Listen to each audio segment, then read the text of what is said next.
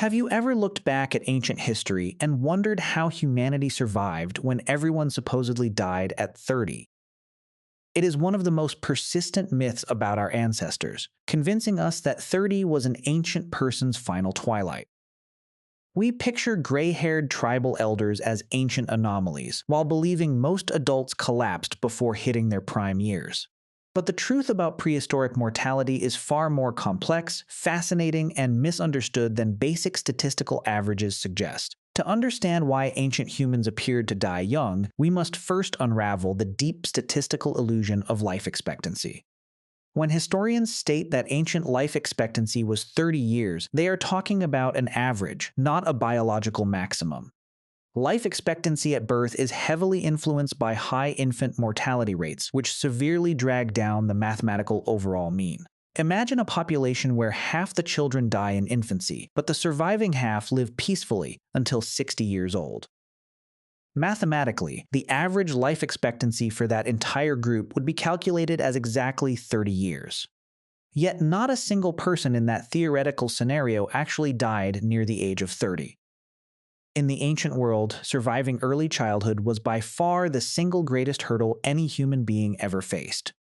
Before modern medicine, clean water and vaccination, up to 30 or 40% of children died before reaching 5.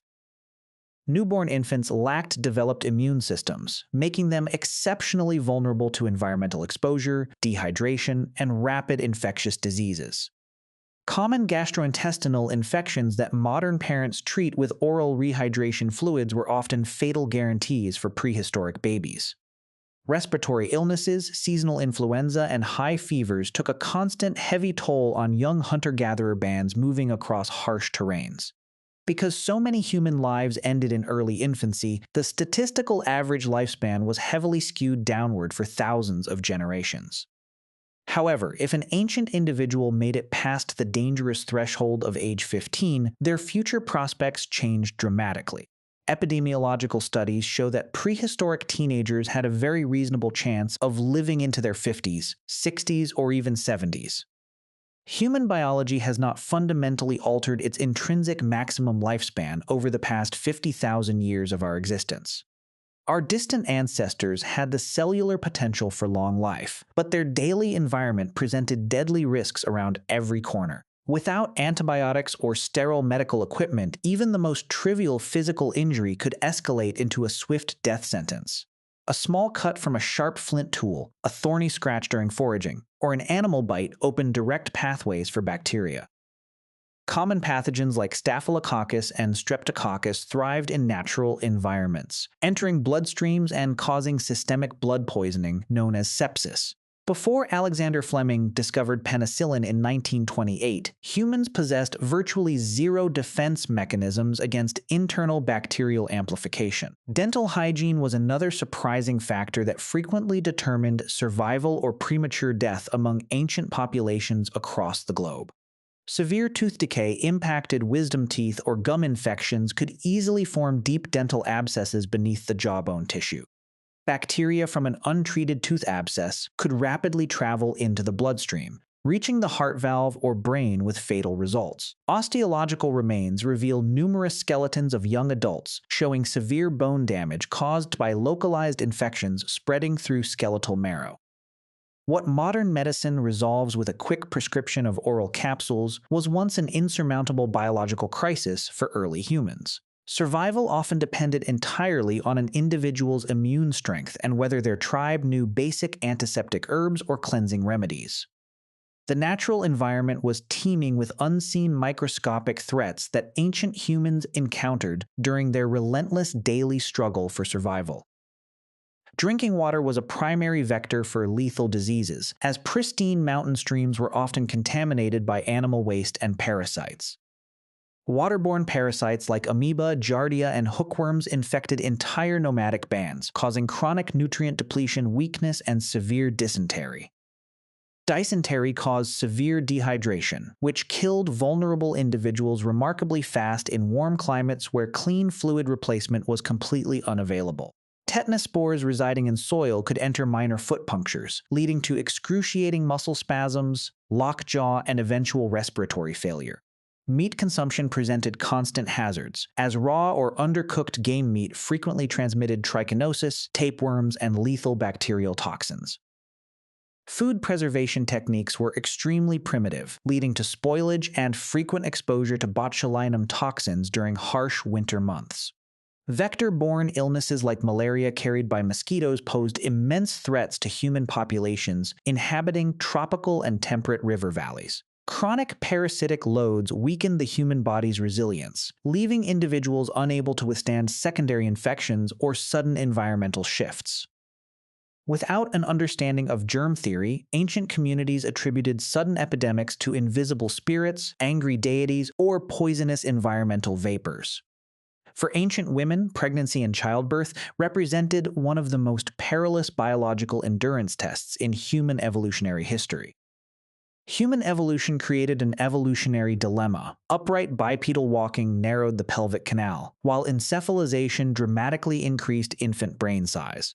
This structural mismatch made human childbirth significantly more difficult, prolonged, and hazardous compared to virtually any other primate species. Obstructed labor without surgical intervention, like modern Caesarean sections, resulted in catastrophic complications, internal hemorrhaging, and death for mother and infant. Puerperal fever, a devastating bacterial infection of the reproductive tract following delivery, claimed countless lives due to lack of antiseptic knowledge. Historical estimates suggest that roughly 1 in every 5 women of childbearing age died as a direct consequence of pregnancy or delivery. Loss of a mother during childbirth also severely compromised the survival odds of newborn infants and existing young children within the family unit. Midwifery skills and traditional birthing knowledge developed over millennia, but emergency complications remained largely untreatable in nomadic wilderness settings. Maternal mortality significantly lowered the average lifespan of ancient females compared to males who survived adolescent hunting injuries and intergroup warfare. Surviving the reproductive years was a major biological milestone that enabled women to become respected grandmothers and vital pillars of tribal knowledge.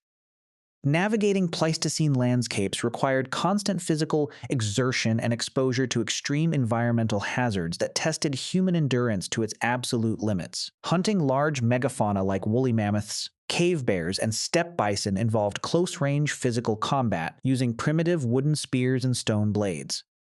Skeletal remains of Neanderthals and early Homo sapiens frequently display healed and unhealed bone fractures, comparable to modern professional rodeo riders.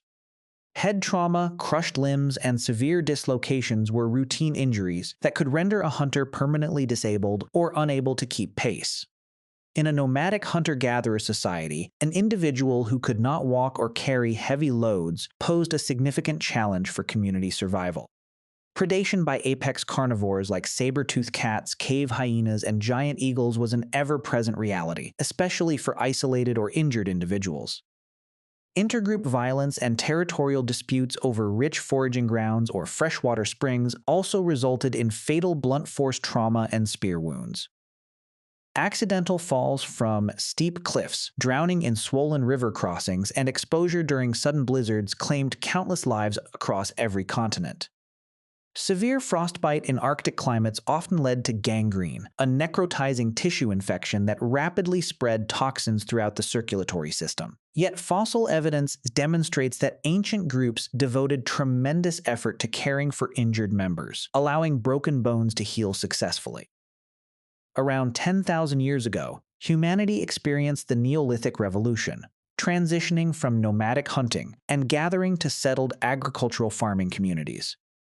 While farming allowed populations to explode and urban centers to form, it paradoxically caused an immediate drop in overall human health and longevity. Early farmers relied heavily on single staple crops like wheat, rice, or barley, leading to severe nutritional deficiencies and chronic anemia. Stone-ground flour contained microscopic granite dust that wore human teeth down to the nerve pulp, causing excruciating infections and massive abscesses. Living in dense permanent settlements alongside domesticated livestock introduced deadly zoonotic diseases like smallpox, measles, influenza, and tuberculosis into humans. Accumulation of human waste in early cities' contaminated water supplies, triggering catastrophic cholera and typhoid epidemics that wiped out entire neighborhoods. Skeletal height declined significantly during the early agricultural period, reflecting severe childhood malnutrition, developmental stress, and repeated infectious disease bouts. Monoculture farming made ancient civilizations extremely vulnerable to climate shifts, crop blights, and catastrophic famines that killed thousands in single seasons. Iron deficiency anemia, visible in skulls as porotic hyperostosis, became widespread as diets shifted away from diverse meat and wild plants. The agricultural trade-off exchanged individual biological health for collective population growth, solidifying high mortality rates in crowded urban centers for millennia. Despite overwhelming environmental threats, ancient humans were not helpless victims. They developed sophisticated survival strategies and medicinal practices over generations. Ethnobotanical evidence shows that Neanderthals and early Homo sapiens ingested specific medicinal plants, including willow bark for pain and chamomile for digestion. Archaeological digs have uncovered Neanderthal skeletons showing dental tartar containing traces of populus, a natural source of pain-relieving salicylic acid. Ancient surgical procedures were surprisingly advanced. Trepanation, drilling holes into the skull to relieve pressure or treat trauma, had high survival rates. Bone remodeling in fossilized skulls proves that many individuals survived trepanation operations and lived for years after complex neurosurgical interventions. Amputations were performed using razor-sharp flint blades, with bleeding controlled by cauterization using hot stones or specialized herbal astringent dressings. Social cohesion and empathy were humanity's ultimate evolutionary superweapons, allowing tribes to care for sick, elderly, and severely injured group members. The famous Shanidar 1 Neanderthal skeleton revealed an individual who was blind in one eye, amputated and crippled, yet lived to advanced age. This extraordinary fossil proves that compassion and long-term healthcare are deeply rooted in our evolutionary lineage, predating modern civilization by tens of millennia. Humans survived not because individual bodies were invincible, but because communal care and shared knowledge shielded vulnerable members from harsh environmental realities. The drastic transformation in human longevity is a very recent triumph, occurring almost entirely within the last 2 centuries of our history. Industrial sanitation, clean municipal water filtration, and proper sewage treatment eliminated the waterborne pathogens that slaughtered generations of vulnerable children. The introduction of mass vaccination campaigns dismantled lethal global scourges like smallpox, polio, diphtheria, and measles that previously suppressed population growth. Discovery of antibiotics and sterile antiseptic surgical techniques turned previously fatal wounds and minor routine infections into minor temporary medical inconveniences. Modern obstetrics drastically reduced maternal and infant mortality during childbirth, ensuring that bringing new life into the world became vastly safer. Today, global average life expectancy has surpassed 72 years, a staggering biological achievement built upon millennia of scientific progress and innovation. Yet, understanding our ancestors' true mortality helps us appreciate that ancient humans were not genetically wired to die at age 30. They possessed the same cellular machinery, vitality, and potential for longevity that enables modern humans to reach 80 or 90 years today. Their lives were cut short not by inherent biological limits, but by a hostile environment lacking the protective shields of modern science. When we look back at our ancient ancestors, we see a story not of frailty, but of incredible resilience, adaptability, and survival against all odds. Recognizing the true nature of ancient mortality reminds us of how far humanity has traveled and how fragile our modern comforts remain. The next time you hear someone claim ancient humans died of old age at 30, you will know the real evolutionary story behind those numbers.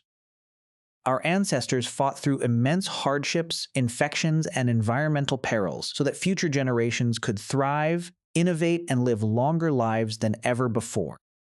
Their enduring legacy is etched into our DNA, proving that human resilience is capable of overcoming even the most daunting biological challenges. Thank you for joining us on PrimalShift, and remember to subscribe for more deep dives into human history, evolution, and survival science.